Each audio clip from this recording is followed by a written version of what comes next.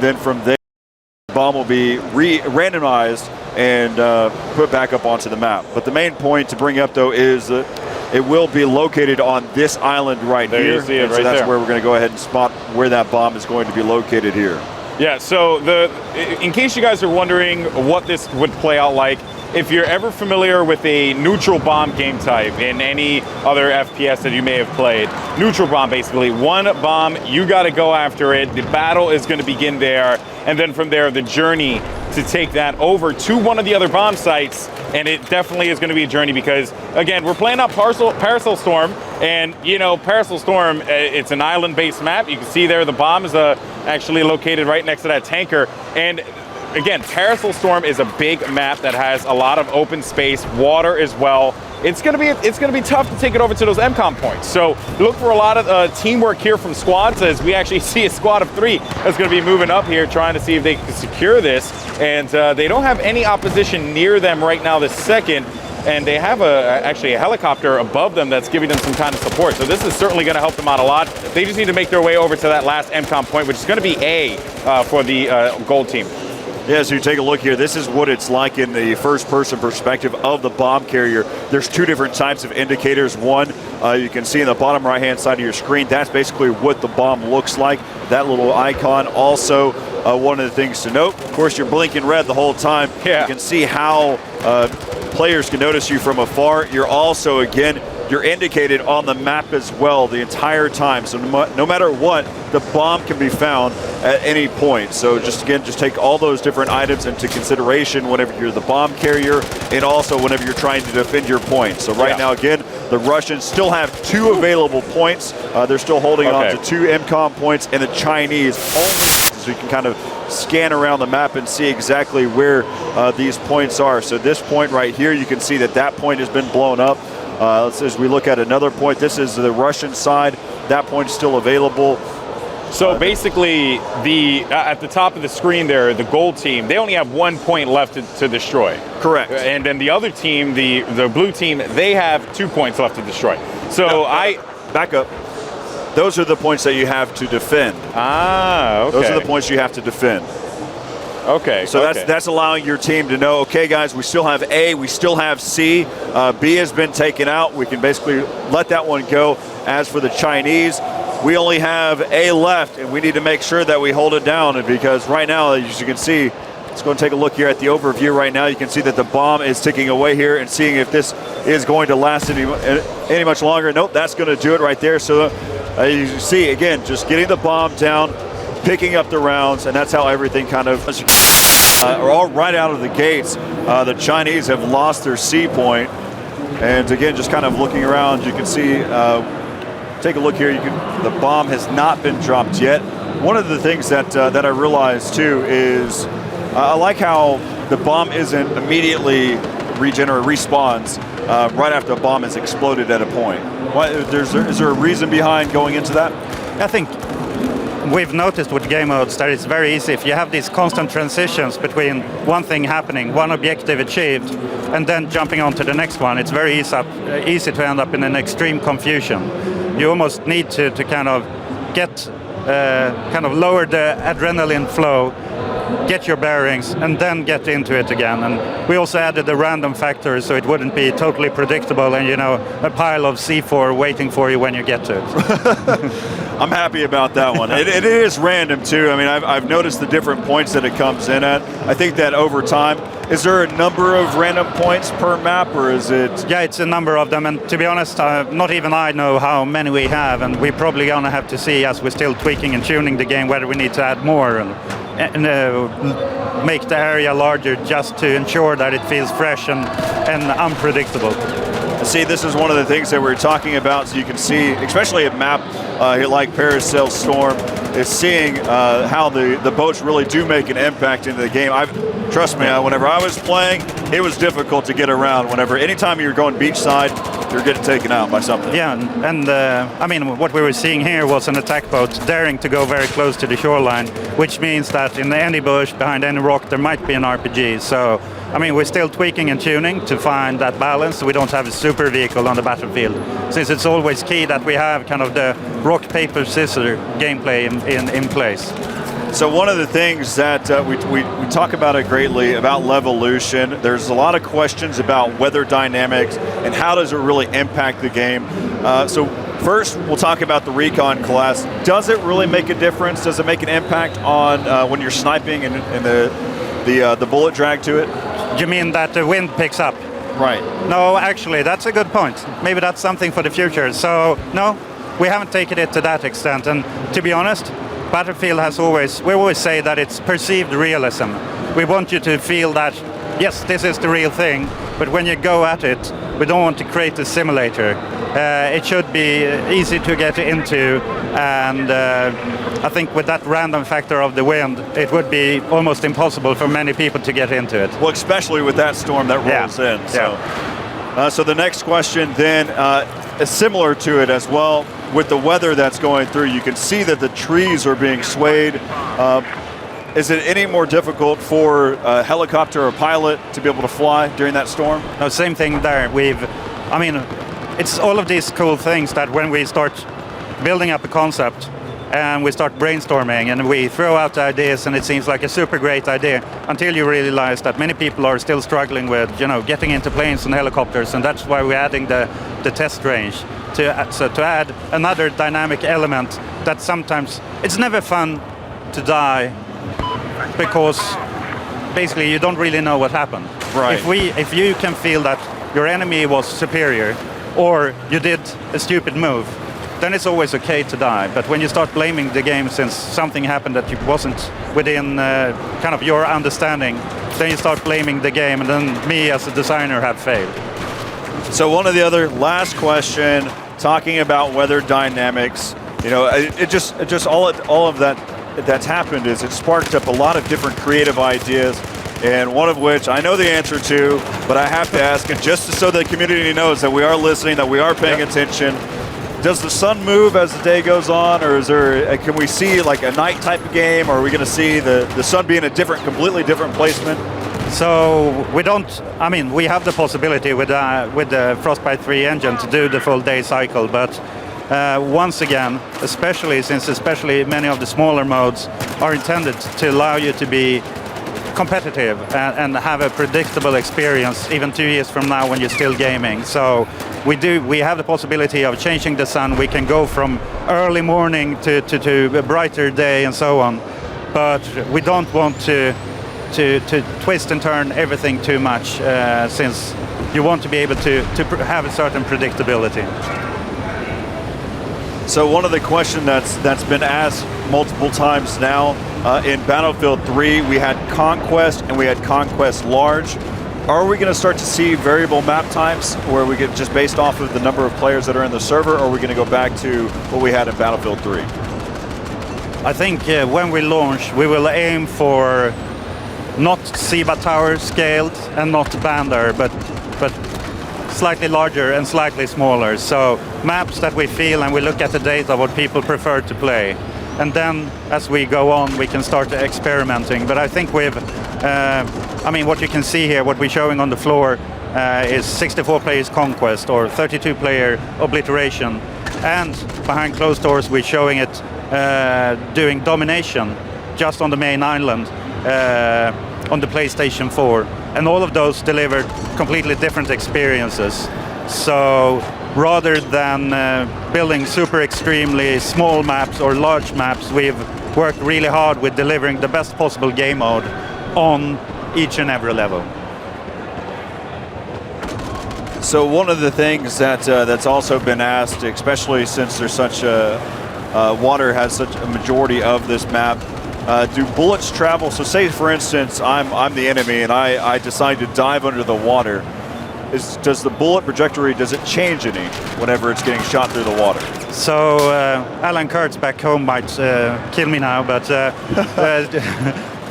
in the discussions we've had, I think where we are right now, and as I say, we're showing you this while it's still work in progress, but the bullet does travel below the water, but it loses strength, to my understanding. That's at least what I heard last when we talked about this in our discussion. Not official stuff. It may or may not be the way that it could be, but it might want to be. Yeah, and that's the thing. I mean, there's lots of little things. I'm standing here, I'm looking at how people play. I'm picking up on feedback and ideas and what we hear in community and forums, and there's still room to do a lot of tweaks and tunes based on what community is telling us. So, yeah, it's eyes open until we put it in a box and put it in the stores. Well, I know that one of the things that I was trying to do is trying to different varieties of things where I'd go out onto the shipwreck that's out there near the windmill, and I tried to get on the edge of the boat and sing, but look here at Bravo 4 Corey, who's identified a couple of parachute people who just met. Is it Bravo 4? Yeah, Bravo 4. There you go. That's my boy. So he's using. I want to talk about the camos real quick because I had a chance to play while you were interviewing Lars. Done. Out of here. Eastern Turtle by far is the best camouflage Eastern Turtle, yeah, out of all of them. It really is so a sick camo. It really is. I don't disagree with you on that one. Look at that. You can see the players parachuting in. So basically, I was like, I wonder how many camos there are, right? And I looked, and there were like, I think 15 to 16 camos on this one gun. I thought, wow, that's a lot of camos for one gun. Then I noticed there were 4 categories. 6. Oh, there's 6. There's 6. I missed it. I missed the other 2. How is it you always seem to catch that little bit? I mean, 6 categories. Let's just put it like this. I told you yesterday. There's you a crap ton of camos. Oh, I think there's 20 or more camos. I was like, no, brah. It's like, no, brah. There's like 80. It's a lot. There are a lot of camos. But these are all, of course, here at Gamescom. They're all unlocked. Every item is unlocked for the most part. That does not necessarily mean that we have everything that we're going to see at the end of it all, or the initial release. There's just so many things. I was just using one of the PDWs in the build. I believe I think I was using the PP something. Not entirely sure the name of the gun here. Actually, I think that was it. Which one is this? What weapon is he using? And actually, we'll go ahead and show this one to you. This is the G36C. So there was a question out there on Reddit that asked, well, is my G36C going to be there? There you go. We answered your question for you. So we are going to have that weapon that's going to be available in this game as well. Yeah, that's right. Let's go ahead and take a look at it in action here with the iron sights too, which are pretty clear. I have to say the iron sights in this game are really impressive as well because I am a red dot user. By nature, I just go after a red dot all the time. And although the IRV scope is really, really good, I do find that the iron sights for a lot of these weapons are equally as reliable, and they allow you to, I guess, put on a couple things. I don't ever see a reason for you not to put a red dot on there because there isn't a penalty for having a red dot on your gun. But again, it's like if you're using an SMG, I don't think a red dot is as important for you because you're going to get a big jump with the gun when you shoot it through the sights there. But if you decide to go with hip fire, you're probably going to be okay in regards to that, which is basically what I was doing. I was using a laser sight, green laser sight, which, by the way, green laser sight, I'm not too sure if there's like a difference with the green or the red. I think it's just preference in color. I know one is a little bit, I know the red laser sight, if I'm correct, is easier to see than the green laser sight, especially on maps like this. But that's just from that's just like a personal thing from my perspective. Let's go ahead and find a good player here while we have a quick little discussion right now. So there's been questions about vehicles and all the different types of things that you can have with it, all of the weapons. So we'll just kind of run through it pretty quickly. So we've got the anti-aircraft, of course, the AA. You've got a 20mm camera or a 30mm cannon. You also, for the secondary side, you've got heat seekers, you've got a passive radar, a Zuni rocket, as well as an active radar. Then you look at some of the countermeasures. You can look at the IR smoke screen, fire extinguisher, active protection. Then for your optics, you have your zoom optics, your IR/NV optics, and your thermal optics. And then, of course, for your upgrades, you've got your maintenance, thermal camo, auto loader, proximity scan, reactive armor, and air radar. And then guess what? You can give it a paint job as well. And of course, you know what I go with? The Eastern Turtle. Yeah, Eastern Turtle's your thing, man. It's awesome, man. That's going to be the Corey Dunn camo. You know that. It's done. That's going to be the Corey Dunn camo, straight up. It's like Eastern Turtle, boom, that's it. Yeah, so one of the other things that we kind of look at as well is going to be the attack boat. Of course, you've got different modes of your primary weapon, 25mm, 30mm, and also a burst cannon. Then, of course, you can look at the secondary weapon. You've got the tow missile, the passive radar, as we can go ahead and look at Bravo 15 while we're talking about it. Yeah, Bravo 15 is actually in the attack boat right now. He's in the DB-15. So you've got your tow missile. Let's see exactly what he's using. He's using the tow missile, but you can also have the passive radar, laser-guided, Zuni rockets, TV-guided missile. Then you're also looking at the countermeasure, IR smoke screen, and active protection. And then, of course, the list will continue to kind of look the same across the board here for most of these. Just kind of look briefly here real fast. Of course, I was asked what the gyro stabilizer is. Basically, it allows you to be a little bit more maneuverable in the air until you are attacked. Once you're attacked, it basically kind of stabilizes itself. For what that's been the explanation I've received. I really haven't got the full intentions of what it's about, but that's what I've got. Because every time we get into a plane, we end up getting exploded. So I end up crashing right into a tree. Or that too. Yeah, and by the way, you know, I did manage to get into a plane. I saw a lot of people asking about the controls and all that stuff in the plane. And I have not really had, my experience in flying has usually just been, hey, I'm flying and then I'm dead. And I won't lie, I'm just not a great pilot. So, you know, I know that there are a lot of people out there going to be like, this noob. But in all honesty, it's just, you know, I'm a boots on the ground kind of guy. And the way that I see the flying here, it's a little bit more, I guess, responsive for me personally. I do notice that, like, it is a lot easier to turn. I feel a lot more comfortable in the plane, but you know, ultimately I do still crash.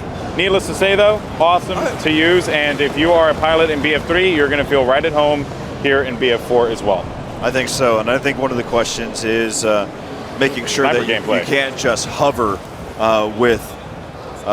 hovering with the jets. Of course, right now we're here. We can see that we have a player. We're on board here with Bravo 3. His teammate is right behind him with the bomb. So again, they're working as a squad right now, as he's being able to pick up one, and he's got his teammate to be able to give him some cover fire there. And so now again, let's just go ahead and hop into a little competitive action now, and just kind of talk about the game as is. So right now you can see that they've been able to pick up the bomb. They're going to be taking it here. Let's go and get an overview they left the bomb. Where they're going to be going at. The bomb carrier is right here, and he has been left out here on the beach. Again, you can be located by the map. You're indicated by that icon. As right now you can see that they're going ahead and giving him a quick revive. They will be able to pick up the bomb. Also another question that might be out there as well. Trying to go for the shock paddle, not going to happen. As now again, it's still 2-2 right now. There's 2 points left for the Russians and 2 points here for the Chinese. Yeah, it's actually a neck-and-neck racer, Corey, as you can actually see that this Bravo player ended up getting taken out inside of the trenches. Bomb is actually going to be in the hands of, that will be Alpha 1.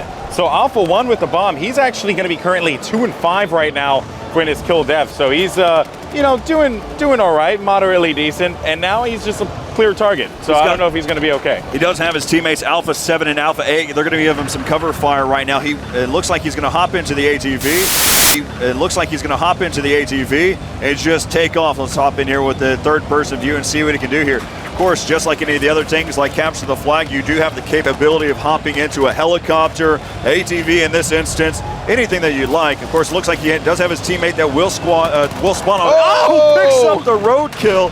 Now he's going to have to worry about that attack boat, but he is going all out, well, deep into the water. One of the things that you might wonder as well, if you do get taken down as a bomb carrier in the water, well, does the bomb float? Well, yeah. It floats. And here's the thing. It's going to be very difficult for him to swim through this water here because, you know what, the wave is coming in here. He has to dive in. He's going to be taking a couple shots, so he needs to be careful about this, and he's going to get taken out. Bomb's going to be out in the middle of the water, and attack boat chased him on that one.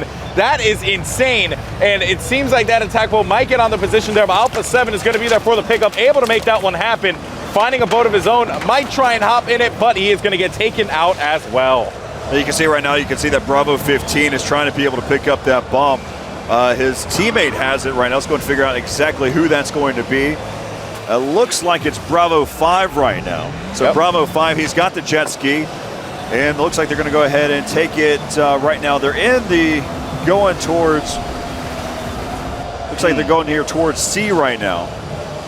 Seems like that. No, actually, yeah, it seems like that's where he's going to be going. All right, found his objective, so he's going to go right after that, see if he can plant that bomb. So, and no one's on the island to contest him either. There was that question that I mentioned before. How is it indicated the hidden weapons? You saw that pistol icon that was showing up there. Now he's going to go for the plant. He will get that bomb down. Now here is the question as well. Bomb timer, how long is it? It really isn't that long. So you just have to give it enough cover to be able to allow that bomb to explode. Right now you can see that they've got a player, nice little cover fire there. He's able to pick up one, but it looks like he's going to get taken down though by the bomb exploding. And so now for the Russians, there's only C that's left. Yep, that's right. So bomb was in fact delivered there. And there you can see the indicator popping up there letting you know what's going on. Now the bomb is going to go back to that island. So the battle is going to begin there. It's going to get really fast and really insane. Expect to see a lot of people, just a lot of players converging on opposite beaches there and trying to make their way over there because the new bomb's going to be located in a couple of seconds. Looks like we have a little bit of battle going on, a little scuff between these two so far here on the main island. Let's go ahead and take a look here and see if the bomb has been dropped. You can see that these players are basically waiting to see if the bomb will spawn over there towards courtside, that basketball court that's over there, or if it's going to spawn here in the main area. Yeah, bomb has been located. It's going to spawn over by the docks. No one is there to be found. Oh, so it was a different location that it spawned at. Every single time it's randomized. It's going to end up at different points. So it's but in this same island, though. It's always going to be on the island. Okay, so on the central island, but it will be a randomized spot. Correct. Awesome. Look at this jet ski, though. Let's go ahead and hop on board here with him. I love jet ski gameplay. All right, take that back. It's not a jet ski. Now you just made me sad. The way that he was cruising looked like he was on a jet ski. Reckless with like no intention for other people. Yeah, jet ski players without a doubt. Uh-oh, he's going to have to worry about it. He's got his teammates to give him some cover fire there. Nice little control there. He had his teammates actually come in on the flank, and he hops right back into the same boat that was needed. Again, they only have 1 point that's left, so you know that the Russians are going to go quickly on the defense. So we're going to take a look here at the overview. Yeah, it's going to be Sea Island here for the There's no Russians. one there. There's one that's out in the ocean just hanging out. But, of course, he's having a lot of trouble with this ocean right now. Look at those waves that are coming crashing down. Let's go ahead and hop back in here and find where that bomb carrier is. Again, that's Bravo 13. He's joined there with his teammates and looks like still having a little struggling there. He ends up falling out of the boat. These waves are insane, Corey. They are. Oh, no, this is one of the things that I was talking with Lars about. It's ridiculous on how much it makes an impact, how much air you can get in the water whenever the storm rolls through. That's right. Now he's going to be taking a bomb over there. Bravo 5 has absolutely no opposition from what I can tell, and he is going to be able to make that plan happen. Over. And yeah, it is definitely going to be over here, Corey. This is going to the gold team without a doubt. They're going to hold this one down. They're going to end up winning this one as they only lost one bomb site there. So just great gameplay from the Russian squad. Bomb was delivered. There you go. The GG for the count. 3-3 for the gold team. Blue team, Russian squad.